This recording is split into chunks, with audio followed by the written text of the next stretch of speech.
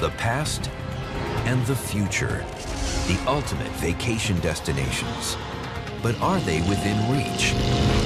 They could happen within a few years or a few decades. When you travel through time, strange things start to happen.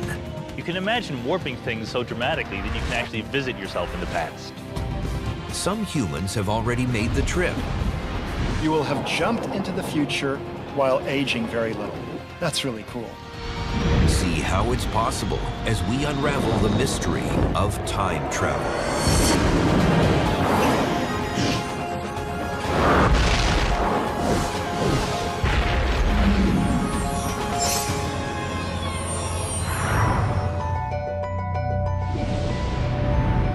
Of all the riddles of the universe, time travel may be the most perplexing.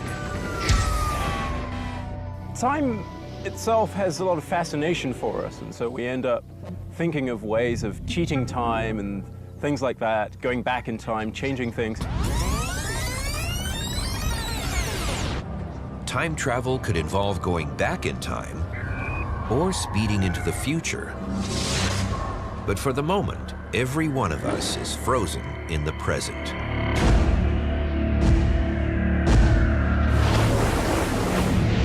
Yet science holds out the possibility that we might loosen the hold that time has on us. Einstein's theory of relativity, in which time plays a central role, makes time travel an open question. Our best theory of time, which is relativity, doesn't explicitly forbid time travel per se. It might be that there are things we yet don't understand that will improve the theory, but it seems that there are ways of constructing scenarios within relativity that allow you to go back in time. Traveling into the past seems improbable because time only goes one way, forward. Physicists call this the arrow of time.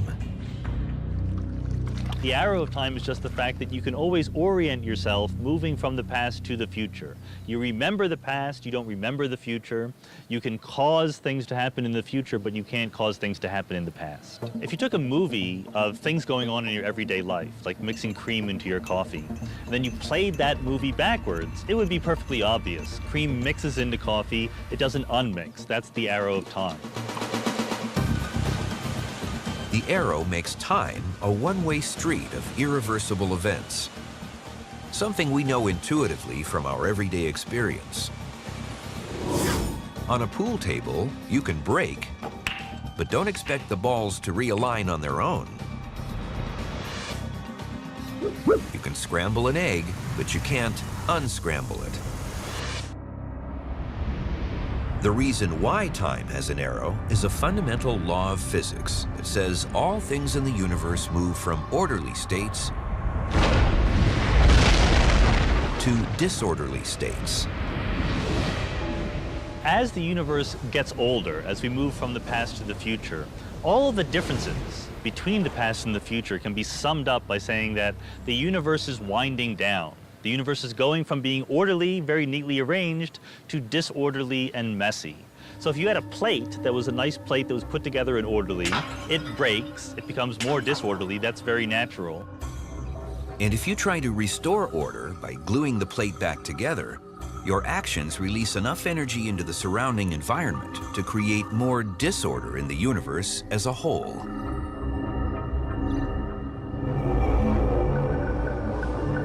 But the arrow of time can be bent in extreme conditions.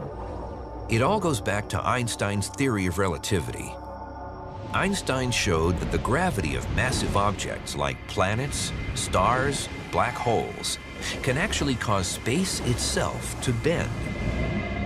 More amazing than that, he showed that space and time are actually linked into a single something he called space-time. This means that whenever space is warped, so is time. And nothing in the universe can bend space-time more than the supergravity of a black hole. So you can imagine the gravitational field is so strong that space and time curl back on themselves. And you can start at one point, go forward in time, and come back at the point that you left. When the arrow of time bends around to meet its tail, it creates an endless loop in which the same events happen over and over. So if this is time curling back on itself, and the universe just repeats itself over and over again, every moment in time would just repeat an infinite number of times. An endless loop would become pretty frustrating for anyone. But suppose a time traveler can land in the past without the constant repetition. In that case, there are other roadblocks. The most perplexing are the inconsistencies or paradoxes that pop up when we start meddling with the past. A famous example of the kind of inconsistency you can get with time travel is called the grandfather paradox. And this is where someone goes back to the time of, for example, their grandfather. So imagine that I go back in time with a time machine and meet my grandfather in 1937. He's just about to go on a blind date with my grandmother. They've never met before.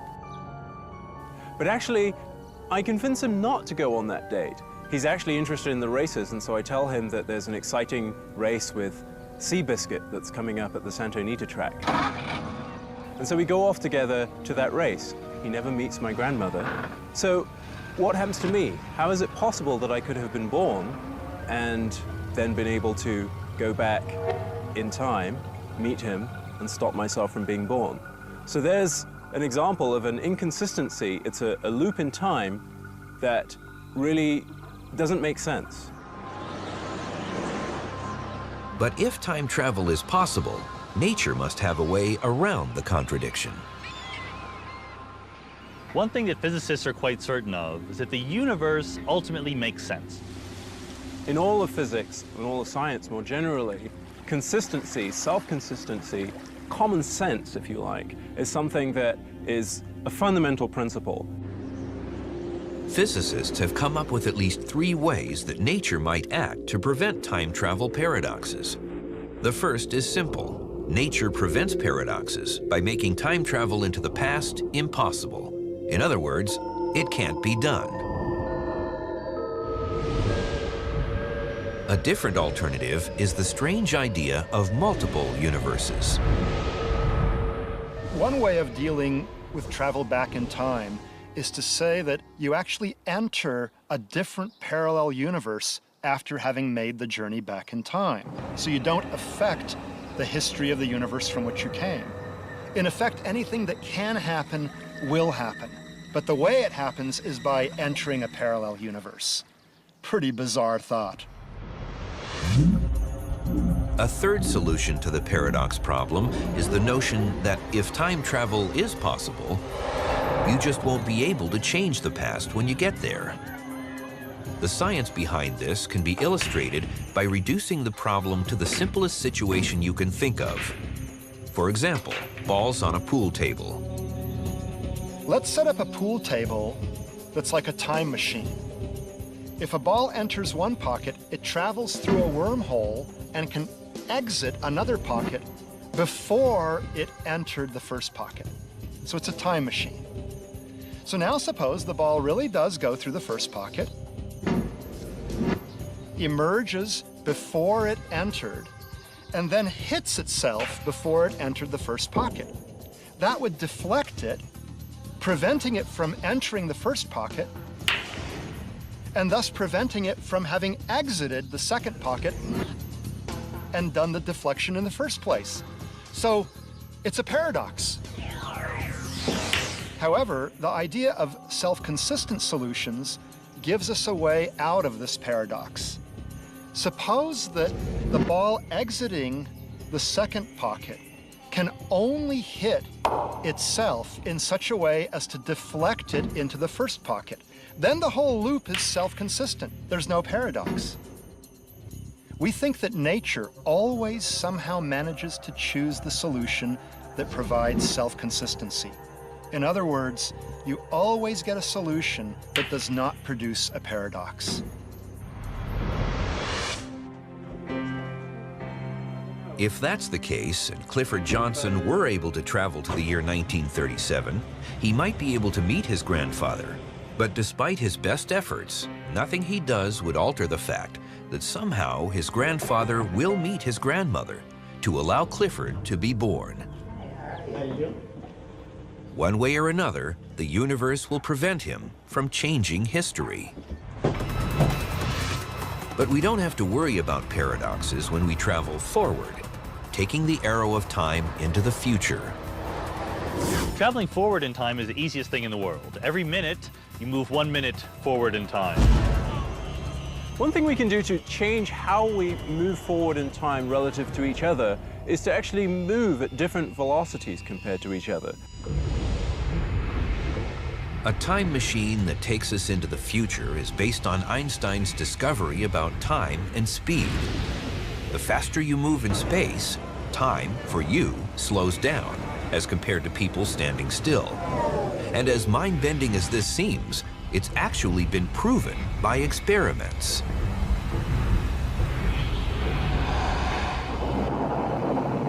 Clocks have been placed on rapidly moving airplanes and rocket ships, and they've moved over some distance at a very rapid speed. And when the atomic clocks were measured after the end of the journey, they had progressed forward in time a little bit less than similar clocks which had remained at rest on Earth. The effect is called time dilation, and we can use it to travel into the future. In fact, it's already been done. Russian cosmonaut Sergei Krikalev has logged more than 803 days in orbit, traveling 17,000 miles an hour, making him the world's record holder in time travel. Though you'd hardly know it to look at him. What's actually happened is that he's about a 50th of a second slower in the amount of time that has passed for him compared to everyone else who stayed on Earth. But dilation really begins to pay off as a time machine when you pump your speed to just under the speed of light. The idea is to let clocks on Earth move at their normal speed, while you're off in space, and your clock is moving more slowly. When you get back, you're in the future. Suppose, for example, you wanted to go 500 years into the future. To move 500 years into the future, you'd have to move at 99.99% of the speed of light for 7 years. When you get back, you'll have aged only 7 years. But everything on Earth will have aged 500. But one of the biggest problems with building a time machine for travel into the future is finding enough fuel to boost a spaceship to speeds that high. There's no law of physics that says you can't go close to the speed of light, but your rocket ship becomes heavier and heavier as you go closer and closer to light speed. So you require more and more fuel to accelerate you smaller and smaller amounts. And you need more than an infinite amount of energy to actually break the light speed barrier. But high speed isn't the only way to zip into the future. Einstein's theory of relativity says high gravity also slows down your clock. The kind of gravity you might find near a black hole. Let's say you're in a spaceship and you go and you park yourself just outside a black hole for a while. Once you return to Earth, you will notice that many, many years may have passed on Earth, but only a few weeks or months will have passed in your own frame of reference. You will have jumped into the future while aging very little. That's really cool. But spending years at high speed or near a black hole is a slow kind of time travel. For more impatient voyagers, there may be an instantaneous version by way of a shortcut through space called a wormhole that could also become a corridor through time.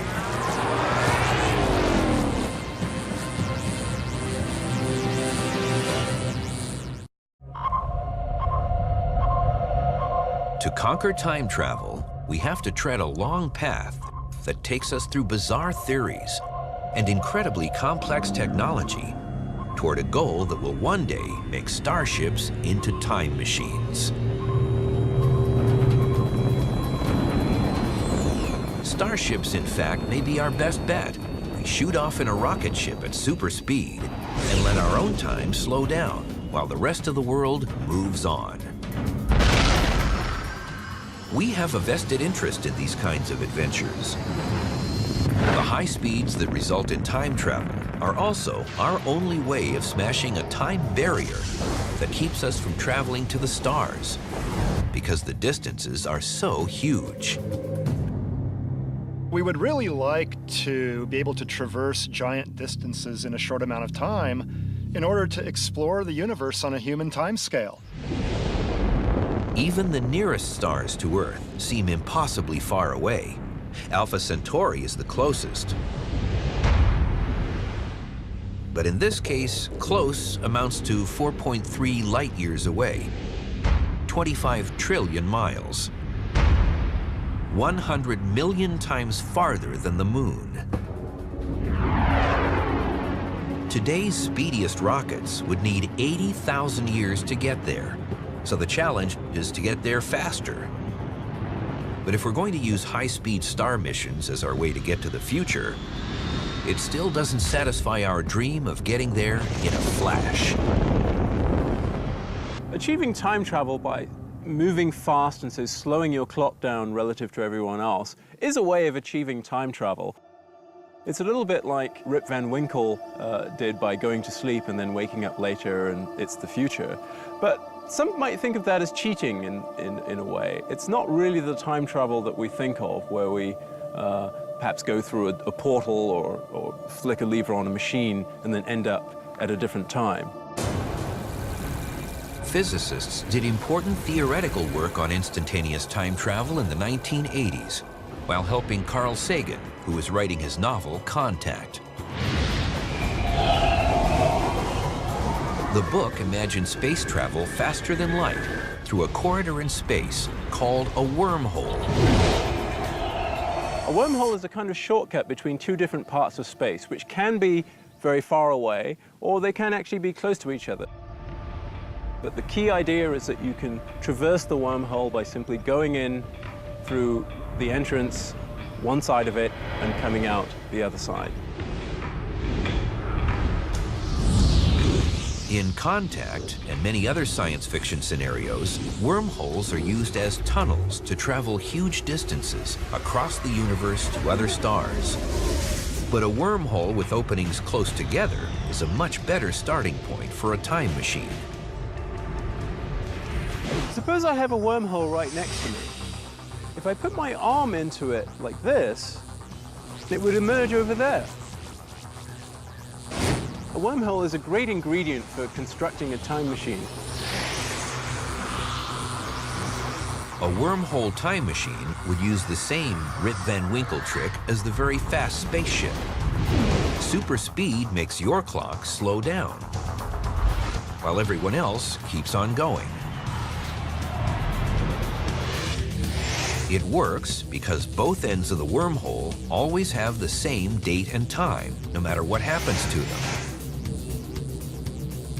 You can take one end of the wormhole and put it on a rocket ship or something and send it off at very high speed and then back. So what happens is that when it returns, it's in the future. A traveling wormhole opening from the year 2010 might end up returning to Earth in the year 2510. Because its clock was so slow, it aged very little, while the rest of the world aged 500 years.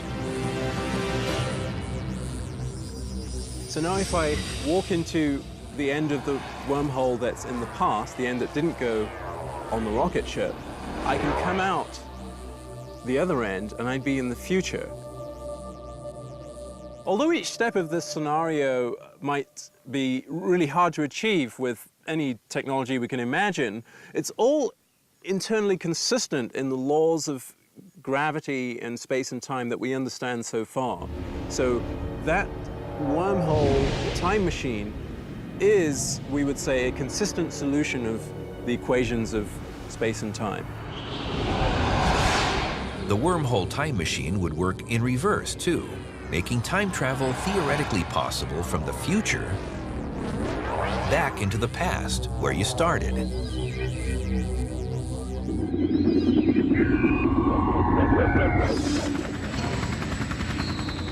Well, let's face it, most people are interested in the idea of going backwards in time because they want to fix things.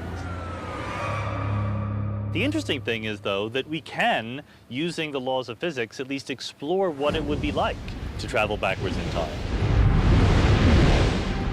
And although we're preoccupied with time machines, it may be that time travel is possible through wormholes that are natural in origin. Another possibility, if we can't make time machines, is that maybe nature has already made them, and we just have to discover them. What could have happened is that in the very early universe, the nature of space and time was already twisted up in such a way that some of that got frozen in, leaving time loops that we might be able to use as time machines sometime in the future. So it's an interesting possibility that we don't actually have to create these things. But what if we are left to our own resources? Can we build a time machine at all? If theory says a wormhole is the way to go, then what does it take to make one? Wormholes are speculative ideas. We can write down the equations that describe them. We don't expect to bump into one in astronomy or anything like that, but we could be surprised. Where we do expect wormholes to exist is at the sub-microscopic level, where space and time are fluctuating wildly. So what people imagine is somehow capturing a microscopic wormhole and growing it to a larger size. We don't know if that's possible. We have no idea how to do that, but that's probably what it would take if you wanted a big-sized wormhole. The technology we need to manipulate a wormhole may seem impossibly remote. But for those willing to let their imaginations roam, there's a glimmer of hope in at least one place. It's where space, time, the nature of existence itself meet in head-on collisions inside the biggest, most complex machine ever created by man.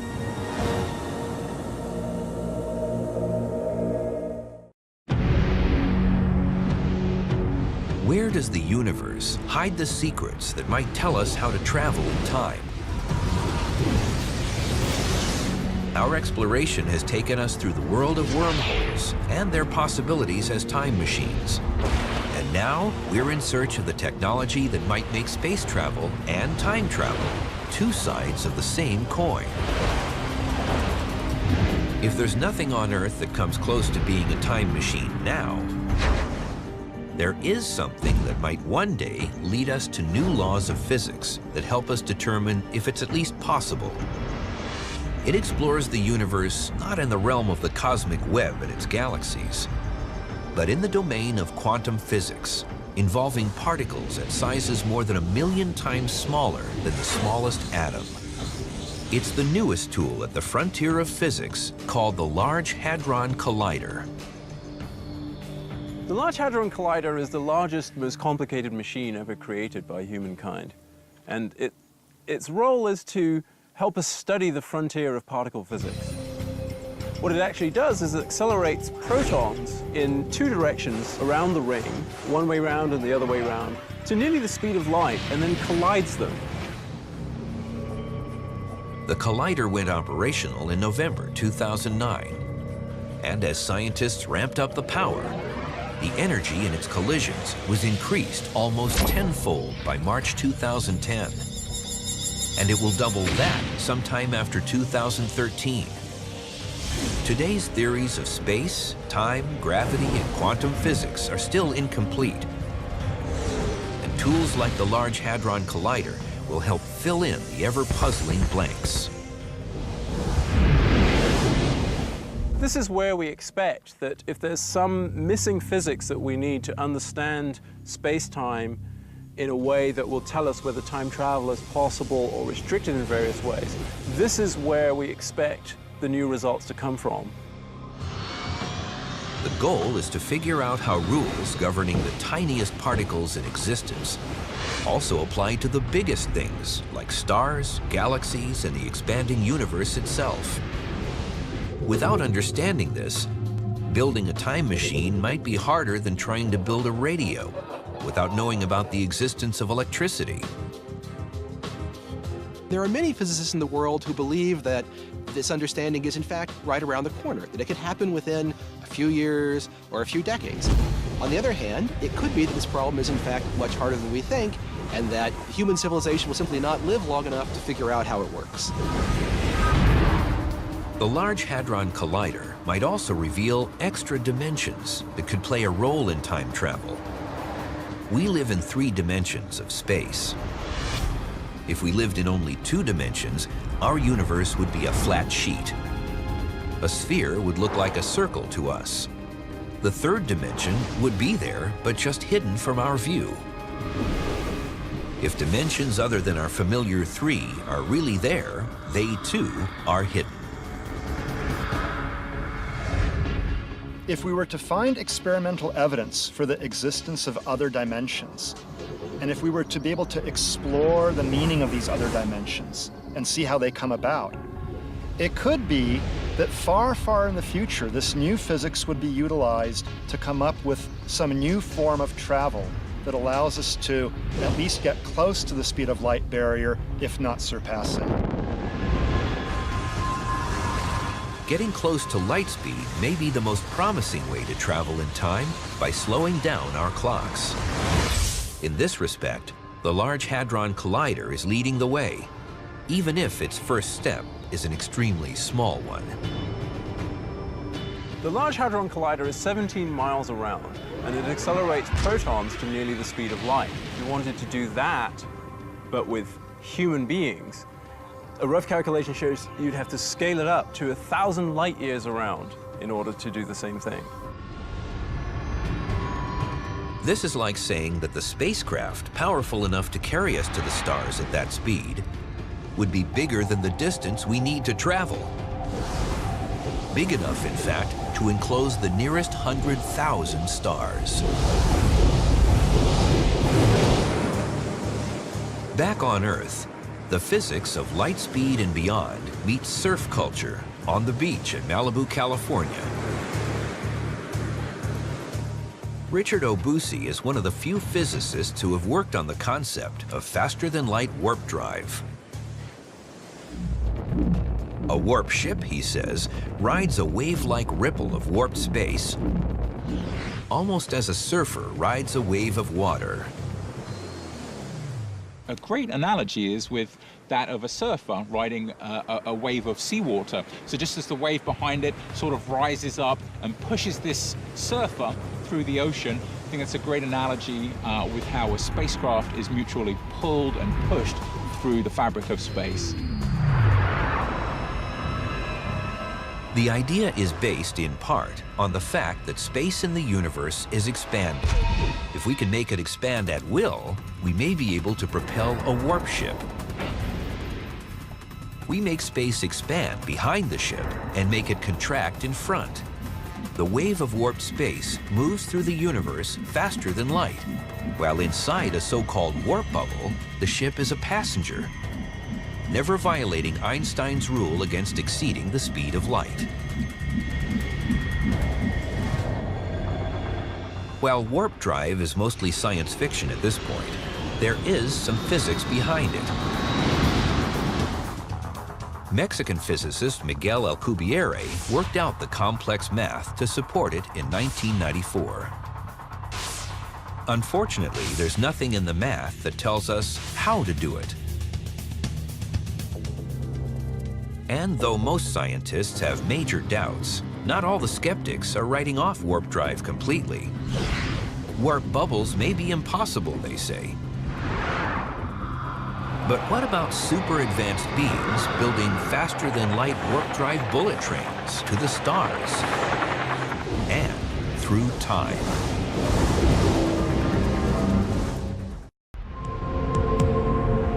In searching for the secrets of time travel, we inevitably meet the idea of warp drive or other strategies for traveling faster than light. It's the most sought-after solution to the dream of star travel and potentially turning any spaceship into a time machine. The most optimistic views of the future paint a picture of spaceships riding warp bubbles as easily as expert surfers catch waves off the beaches of Earth. But even optimistic physicists must face some harsh realities.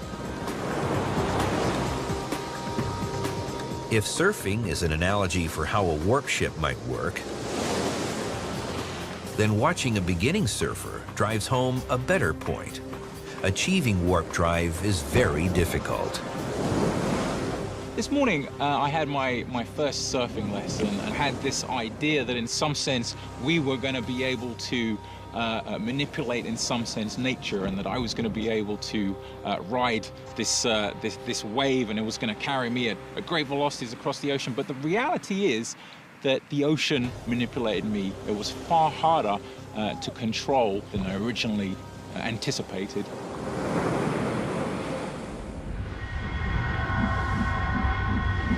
And control is a real problem, because science says a warp ship just can't make its own warp field. One of the often cited problems with the warp drive model is the ship would be what we call causally disconnected from the bubble. That is, it could never find a way to communicate with the bubble, and so could never turn the bubble off once it had started. But what would happen if the Starship did not have to worry about turning its bubble on and off? What you might imagine for a sufficiently advanced civilization and given sufficient new laws of physics would be some kind of warp drive escalator or corridor. And then when you would drop a ship into the prearranged warp tube, if you will, it might be able to ride some wave along to the end. It would be like a bullet train to the stars. Its passenger cars might travel faster than light. But whoever invents it would need thousands of years at sublight speeds to build it and use more energy than we can imagine. We would probably need to harness at least the energy output of an entire star, if not a lot more than that. So these are things we can talk about hypothetically, but no one has an engineering program to make it happen. When astronomers recently discovered that the expansion of the universe is accelerating, they reasoned it was driven by a mysterious dark energy that is part of space everywhere. A few people have suggested that dark energy can be harnessed as a power source for exotic devices like starships or time machines. We don't really know what the dark energy is, so it's not clear that we will never be able to harness it. However, the leading models suggest that it's either a property of space itself that can't be changed, or some sort of an energy field which is of such low density, there's so little of it per unit volume, that harnessing interesting amounts of it will essentially be impossible.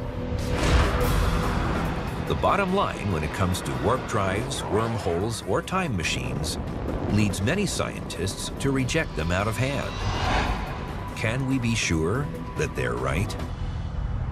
Though we think we know a lot about the universe right now, and we do, there have been many times in the history of physics when we've been burned by having too much of a self-assured sense of knowing it all. There really are laws of physics that we can't violate. But there's also technology. You say, well, this is just too hard, we'll never be able to do it. And there, when scientists say things like that, they're almost always wrong. It's much safer for us to say, here are what the laws of physics allow us to imagine doing. Hopefully someday in the future, we'll build the technology that makes it happen. And as we've seen, that future may confront us very soon, as astronomers search for planets around stars outside the solar system. The closest star system to Earth has a binary pair of stars. Is that a good place to search for planets? That's just what Nicole of Oklahoma City, Oklahoma, wanted to ask the universe when she wrote, "Can planets exist in a binary star system?" Nicole, that's a really cool question. It turns out that a planet in a binary system can orbit either one of the two stars very closely, or it can orbit both of them from very far away, but it can't orbit among them. It can't do a figure eight among them, for example. That trajectory is unstable, and the planet would quickly get ejected. We may be on the verge of discovering an Earth-sized planet around one of the 2 stars in the Alpha Centauri system, the Sun's nearest neighbor. It would be a more compelling reason than ever before to explore the exotic science of high-speed space voyages and the time travel that goes with them.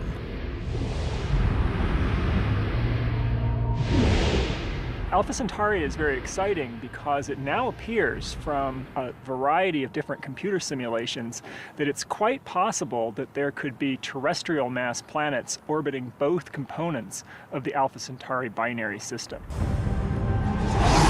Alpha Centauri A and B are so distant they look like a single star from Earth. But they're actually a binary pair. A third member of the system is Proxima Centauri, a red dwarf loosely bound to the main pair. If you're sitting on a planet in the Alpha Centauri A system or the Alpha Centauri B system, Proxima Centauri wouldn't even be visible in your night sky. It's that dim. Alpha Centauri A and B orbit around each other. At their closest point, they're about 20% farther than the distance from the Sun to Saturn. At their farthest, they're 20% more distant than the Sun is from Neptune. Each has a habitable zone similar to the Sun, where life-bearing planets could exist. And that, after all, is a holy grail in astronomy. Well, a trip to the nearest stars, for example, Alpha Centauri, that we can do within our lifetimes would be immensely exciting. One of the great goals of science is to find life elsewhere in the universe. What better place to start, other than our solar system, than the nearest star?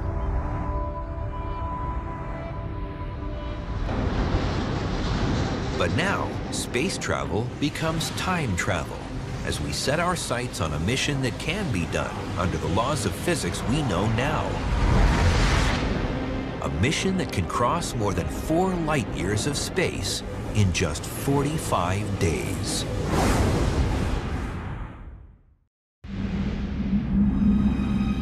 Our quest to unravel the mysteries of time now point us again to Alpha Centauri, the Sun's closest neighbor. It is the most likely first destination for a starship from Earth. A starship whose mission cannot avoid a component of time travel. We have no idea what kind of technology would actually take us from here to Alpha Centauri and back. Therefore, we might as well be optimistic and say that we just move at 99.99% the speed of light all the way there and then all the way back. The ship seems surprisingly small for one that has to make such a long trip. How can it hold enough supplies to support a crew for the duration? It can because it is not only a starship, it is also a time machine. It would take about 8.6 years because Alpha Centauri is 4.3 light years away. But to the people on the ship, it would take less than 2 months. It would take about 45 days because they're traveling close to the speed of light. The astronauts would also have to overcome the problem of killer acceleration in quickly reaching the speed of light. Otherwise, they'd have to speed up slowly, adding time to the total trip. Alpha Centauri is the go-to destination for Earthbound beings hoping for a toehold in star travel. It's no accident that James Cameron chose it as home to his fictional moon Pandora in the movie Avatar. The reason we would go to Alpha Centauri has to do with today's intensive telescope search for Earth-like planets around Alpha Centauri B, one of 2 stars in the system's main binary pair. Alpha Centauri B, it turns out, is by far the best star in the entire sky for searching for low-mass Earth-like planets. But to carry out that kind of search requires a very dedicated effort. It's not something that you can accomplish in a few nights at a telescope. It's hard enough to separate the 2 main stars of Alpha Centauri in a space photograph. Trying to see an Earth-sized planet around one of them is, at the moment, impossible. The best shot we have is to find the planet by the wobble method, detecting a star's subtle back and forth motion caused by the tiny gravitational tug any planet would have on it. Like time travel, it seems almost undoable. The back and forth wobble that we need to detect is incredibly small. I'm here at the Rose Bowl, and if the Rose Bowl were the size of Alpha Centauri, then the amount of wobble that we need to detect is about this much, about 3.3 inches. And we need to detect that from 4.3 million miles away.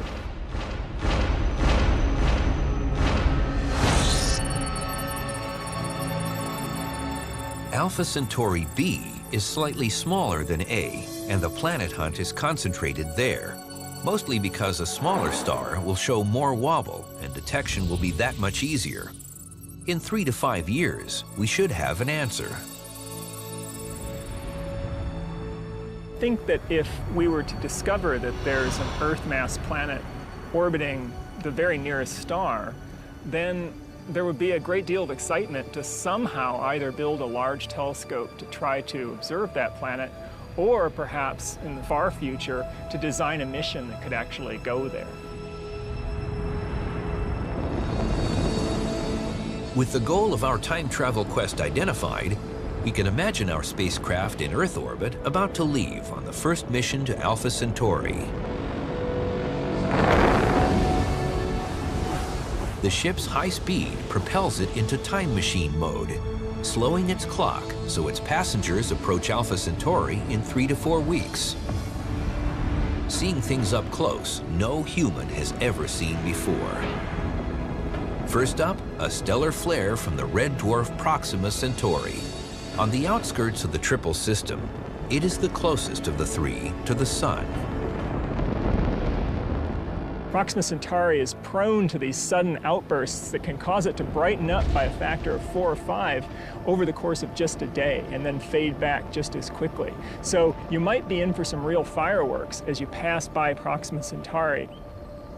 As we come within the triple star system, we might imagine swinging past Alpha Centauri A and using gravity assist to send us in a direction of Alpha Centauri B. The sister Earth of the ship's destination is the ultimate goal, and the travelers will be anxious to explore it and search for life.